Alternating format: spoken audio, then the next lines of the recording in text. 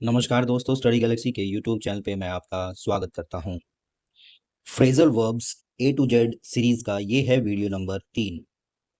इससे पहले मैं फ्रेजल वर्ब्स के ऊपर 2 वीडियोस बना चुका हूँ और ये जो सीरीज है इसमें हम ए से लेकर जेड तक स्टार्ट होने वाली फ्रेजल वर्ब्स, जैसे कि पिछले वीडियोस में हमने ए और बी से स्टार्ट होने वाली फ्रेजल वर्ब्स की थी, आज हम सी से स्टार्ट होने वाली फ्रेजल वर्ब्स कर रहे हैं। तो चलिए बिना किसी देरी के शुरू करते हैं आज का वीडियो। आज की हमारी पहली फ्रेजल वर्ब है कम अपॉन, जिसका मतलब होता है टू फाइंड बाय चांस, अचानक मिलना। अगर हमें कोई चीज एकदम मिल जाती है जिसकी हमें उम्मीद नहीं थी, ठीक है, तो उसके लिए हम यूज करते हैं कम अपॉन।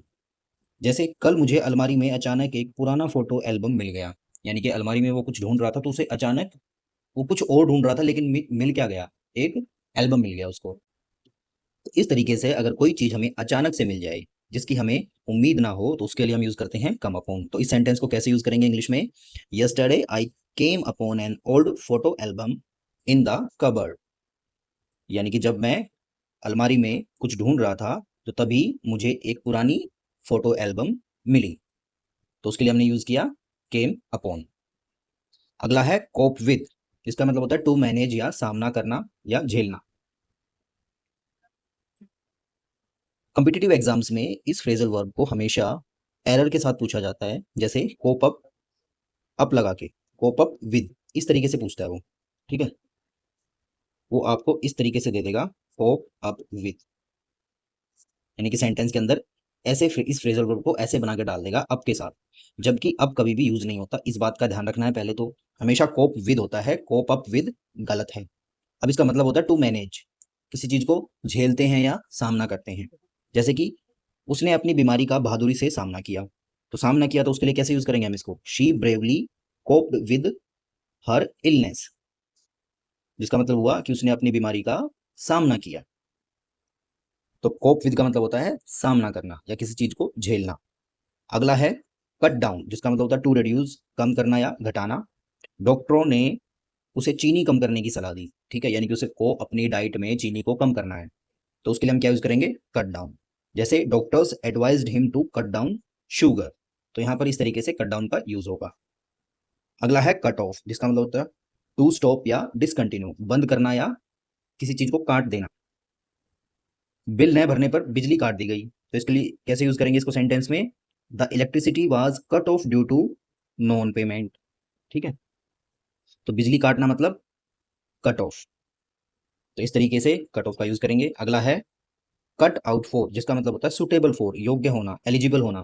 अगर कोई किसी चीज के लिए योग्य है तो उसके लिए हम यूज करेंगे कट आउट फॉर। जैसे वह पढ़ाने के लिए उपयुक्त है, यानी अगर किसी को पढ़ाना है तो वो एकदम उसके लिए ठीक है पढ़ाई पढ़ाने के लिए, तो उसके लिए यूज करेंगे he is cut out for teaching, तो यहाँ पर cut out for phrasal verb का यूज होगा, ठीक है, यानी कि वो टीचिंग के पर्पज के लिए एकदम सही व्यक्ति है, तो उसके लिए हम यूज करेंगे कट आउट फॉर।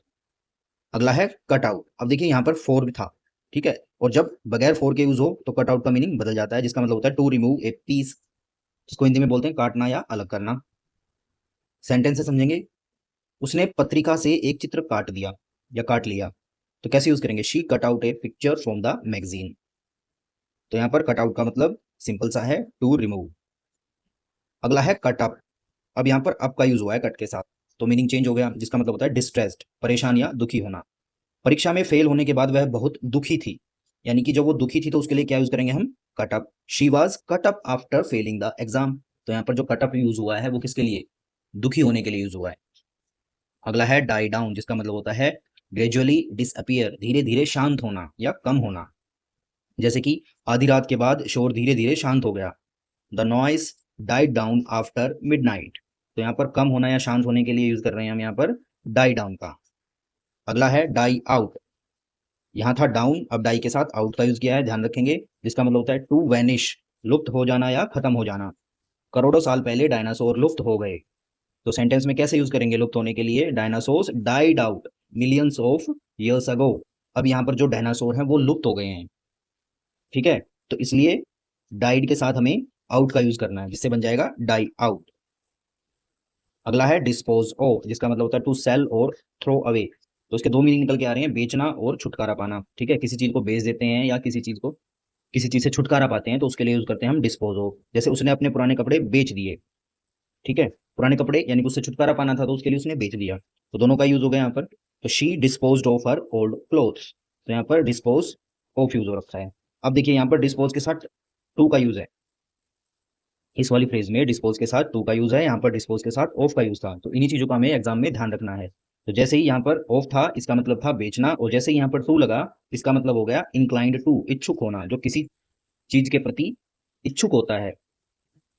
सेंटेंस से समझेंगे वह गरीबों की मदद करने को इच्छुक है, यानी उसको गरीबों की मदद करना पसंद है, तो उसके लिए हम यूज करेंगे डिस्पोज टू। कैसे? He is dispose to help the poor, तो यहाँ पर डिस्पोज के साथ टू का यूज हुआ है, तो एकदम मीनिंग इस वाले के डिस्पोज का और इस वाले डिस्पोज का मीनिंग बदल गया है। तो इसलिए ध्यान रखना है कि कब ऑफ का यूज होगा, कब टू का यूज होगा। तो डिस्पोज टू का मतलब है इंक्लाइन टू, इच्छुक होना, जो चीज हमें पसंद है वो करना। अगला है डू अवे विद, जिसका मतलब होता है टू एबोलिश, या फिर समाप्त करना। हमें बाल मजदूरी समाप्त करनी चाहिए, तो सेंटेंस में कैसे यूज करेंगे? We must do away with child labour, तो डू अवे विद का मतलब निकल के आएगा यहाँ पर टू एबोलिश या समाप्त करना। अगला है do for, serve the purpose, काम आना। जैसे यह पेन परीक्षा के लिए काम आ जाएगा, तो इसके लिए कैसे यूज करेंगे हम? This pen will do for the exam, यानी कि कोई चीज काम आती है तो उसके लिए हम यूज करेंगे डू फॉर। अगला है डन विद, जिसका मतलब होता है हैव नो रिलेशन, काम खत्म हो जाना या संबंध खत्म हो जाना। जैसे मेरा यह प्रोजेक्ट अब पूरा हो गया, कैसे बोलेंगे इसको? I am done with this project now. या किसी के साथ अगर संबंध समाप्त हो जाए, ठीक है, या झगड़ा हो जाए, तो हम कैसे यूज करेंगे? I am done with you, ऐसे बोलते हैं, I am done with you, यानी अब मुझे तुम्हारी जरूरत नहीं है। तो डन विद के दो मीनिंग निकल के आते हैं, एक तो काम खत्म होना या किसी के साथ संबंध खत्म हो जाना। अगला है डू विदाउट, मैनेज विदाउट, या फिर बिना काम चलाना, किसी चीज के बिना काम चलाना, ठीक है। पानी के बिना हमारा काम नहीं चल सकता, तो कैसे बोलेंगे? We can not do without water. तो डू विदाउट का मतलब किसी चीज के बगैर मैनेज करना। अगला है डन फॉर या डन इन, बी रूइंड, बर्बाद होना, पैसे के बिना उसका बिजनेस बर्बाद हो गया, तो कोई चीज बर्बाद हो जाती है तो उसके लिए हम यूज करेंगे डन फॉर या done in. Without money his business is done for. अगला है ड्रॉ अप, टू राइट और ड्राफ्ट, तैयार करना, कोई ड्राफ्ट बनाना या तैयार करना, उसके लिए हम यूज करेंगे ड्रॉ अप। वकील ने एक समझौता तैयार किया, the lawyer Drew up an agreement. तो इस तरीके से कोई भी चीज तैयार करते हैं या उसका ड्राफ्ट बनाते हैं तो उसके लिए हम ड्रॉ अप यूज करेंगे। अगला है ड्रॉ ऑन या ड्रॉ अपॉन, जिसका मतलब होता है टू यूज, लाभ लेना या सहारा लेना। उसने अपने पुराने अनुभव का सहारा लिया, तो इस तरीके से जब उसने अपने एक्सपीरियंस का सहारा लिया तो उसको कैसे यूज करेंगे? He drew on his past experience. तो ड्रू ऑन मतलब किसी चीज का सहारा लेना। अगला है drop in, to visit shortly, अचानक मिलना। जब हम किसी से मिलते हैं थोड़े समय के लिए या कहीं जा रहे हैं, एकदम हमें कोई किसी का घर मिल जाए और थोड़ी देर के लिए हम उससे मिलें, तो उसके लिए हम यूज करेंगे ड्रॉप इन। वह अपने दोस्त से मिलने अचानक चली गई, तो सेंटेंस में कैसे यूज करेंगे? She dropped in to see her friend, drop in यानी थोड़ी देर के लिए मिलने चली गई। अगला है ड्रॉप आउट, जिसका मतलब होता है टू लीव मिडवे, बीच में छोड़ देना। उसने कॉलेज बीच में छोड़ दिया, तो कोई भी चीज अगर हम बीच में छोड़ देते हैं, पढ़ाई को या कॉलेज को या स्कूल को, तो उसके लिए हम यूज करते हैं ड्रॉप आउट। इस सेंटेंस को कैसे बनाएंगे? ही ड्रॉप्ड आउट ऑफ कॉलेज। अगला है फॉल बैक, टू रिट्रीट, पीछे हटना। सैनिक हमले के समय पीछे हट गए, तो जो सैनिक थे जब लड़ाई चल रही थी, वॉर चल रहा था, तो उसमें उनको थोड़ा पीछे हटना पड़ा, तो उसके लिए क्या यूज करेंगे? Fall back. तो soldiers fell back during the attack. अगला है फॉल बैक ऑन, अब देखिए यहाँ पर ऑन का भी एडिशन हो गया है इसके अंदर, पहले क्या था? फॉल बैक, अब क्या है? Fall back on. तो जब भी फॉल बैक के साथ ऑन आ जाए तो उसका मतलब निकल के आता है टू डिपेंड या किसी चीज का सहारा लेना। मुसीबत में उसने अपनी बचत का सहारा लिया, तो कैसे बोलेंगे? In trouble he fell back on his savings. तो अगर हम किसी चीज का सहारा लेते हैं तो फेल बैक के साथ ऑन भी लगा देते हैं। अगला है फॉल ऑफ, टू डिक्रीज, कम होना या गिरना। छुट्टियों के बाद उपस्थिति कम हो गई। यहाँ पर जैसे किसी स्टूडेंट की या फिर लोगों की या एम्प्लॉयज की उपस्थिति की बात हो रही है, तो कैसे लिखेंगे सेंटेंस को हम? Attendance fell off after the holidays. तो यहाँ पर फॉल ऑफ का मतलब निकल के आ रहा है किसी चीज का कम होना। अगला है फॉल आउट, टू क्वेरल, झगड़ना। भाई जमीन जायदाद को लेकर झगड़ पड़े, यानी कि भाइयों के बीच में लड़ाई हो गई जमीन के ऊपर, तो उसको कैसे बोलेंगे? The brothers fell out over property. तो फेल आउट का मतलब झगड़ना। अगला है fall in with, to agree या सहमत होना। वह उनके प्लान से सहमत हो गई, she fail in with their plan, तो फॉल इन या यहाँ पर बोलेंगे फेल इन विद, जिसका मतलब निकल के आता है सहमत होना। अगला है फॉल थ्रू, टू फेल, असफल होना। अब देखिए यहाँ पर फॉल के साथ तीन फ्रेजल वर्ब्स है, एक ये है, एक ये है और ये वाले, ठीक है। तीनों का मीनिंग अलग अलग निकल के आ रहा है। जिसके साथ आउट लिखा है उसका मतलब है झगड़ना, और जिसके साथ इन विद है उसका मतलब है सहमत होना, और यहाँ पर फॉल थ्रू है जिसका मतलब होता है असफल होना। तो तीनों ही फ्रेजल वर्ब्स का मीनिंग एकदम बदल गया है। तो ध्यान रखेंगे किसके साथ क्या आएगा और उसका मतलब क्या निकल के आएगा। तो यहाँ पर फॉल थ्रू है तो इसका मतलब निकल के आएगा टू फेल या असफल होना। सेंटेंस, पैसों की कमी से सौदा असफल हो गया, ठीक है, यानी कि कोई एग्रीमेंट होना था, पैसों की कमी थी तो उसकी वजह से वो क्या हो गया, फेल हो गया। तो उसके लिए कैसे बोलेंगे हम, the deal fell through due to lack of funds. तो यहाँ पर जो फेल थ्रू है इसका मतलब निकल के आ रहा है फेल होना।